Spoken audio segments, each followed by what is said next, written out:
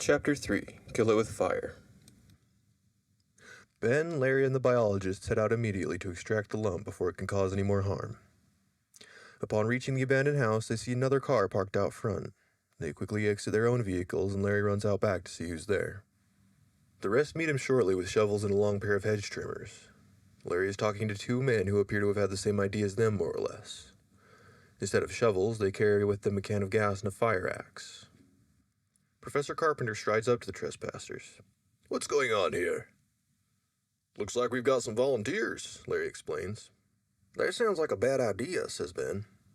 "We could really use the help." "What do you plan on doing with that gasoline?" asks the professor, pointing his shears to the red canister. "What's it look like?" says one of the men. "You can't burn it," says Larry. "Not without the fire department, and we don't have time to waste." "Fair enough," says the man calmly, setting the gas can down. "We don't care how, we just want it gone." "Got any extra shovels?" asks the other man. Megan says yes and runs back to the car for an extra spade. The man with the axe approaches the lump and raises his weapon into the air. "Stop!" cries Ben. The man stops mid-swing. "Some protocol I'm forgetting?" "It's dangerous," Ben explains. He then picks up a small branch from the lawn and tosses it at the tentacled cyst.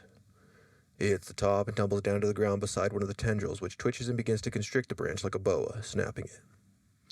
The splinters enter the tendril, and the flesh begins to grow around them. "Judas Priest!" cries the man. "The hell is it?" He backs away, visibly grateful for Ben's warning.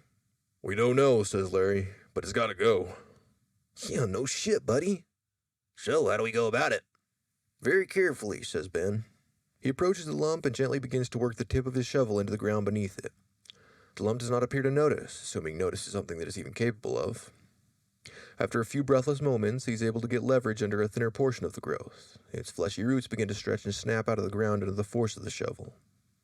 It seems to be working fine for a moment until a stream of dark, brown, rotten-smelling ooze erupts from the severed appendages, and the lump begins to writhe and shudder. One of the tendrils tears itself free from the earth and starts whipping around. A gnarled black hook slices into the axeman's calf, tearing the flesh and sending him toppling to the ground with a cry of pain. On instinct, Larry runs over to the man and drags him out of reach of the flailing tentacle. Ben drops his shovel and retreats in turn. The whole group looks on in disbelief as the mass begins wrenching itself out of the soil one tendril at a time. The branching roots begin crawling and flailing toward the onlookers. Thorns and thagamites are threatening death. Just when Ben is sure that he's about to be strangled by the freakish appendages, Megan appears before him with the axe and begins swinging wildly at the monster. It rears its roots in apparent surprise, seeming to inspect her.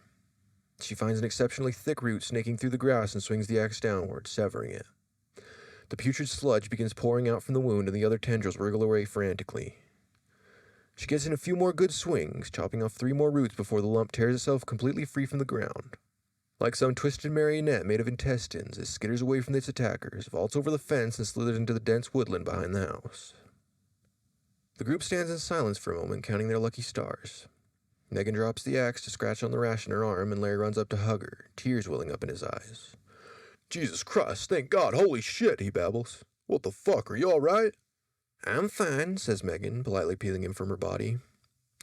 "That was incredible," says the professor, gazing out into the trees after the creature. "Incredible," cries the gas man. "We should have just burned it. Holy shit, wasn't the name vaulted as good and holy was that?" "We gotta go after it," says the axeman, gingerly nursing his wound. "Larry," Ben asks, "you got a first aid kit in your car?" "Should be one in the trunk," says Larry, tossing him the keys. Ben runs out the gate, returning shortly with a kit to bandage the man's leg. "We never got your names," he says, cleaning the wound. "Tim," says the man. "That's Will." "Last names?" Larry asks, flipping open a notepad. Tim gives them. Will speaks up. "Anyone want to explain what just happened?" "We'd love to," Larry admits, "but we really ain't too sure." "What are you gonna do?" asks Tim. "We're open to suggestions if you got any." "Call the military?" "No," the professor interjects. "That'd be a very bad idea. With something like this, we could be looking at a quarantine of the whole town. Evacuation, airstrike, who knows? I've worked with the military before, and they would do much more harm than good." "I'll inform the chief," says Larry.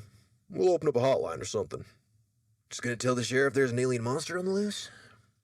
"You let us worry about all that," Larry coos. "Just be sure to give me a call if you hear anything. You got something, ask for Larry Palladino, tell no one else. If you can't reach me, just leave a message, I'll get back to you." "Don't want word of this getting out?" "No, I do not."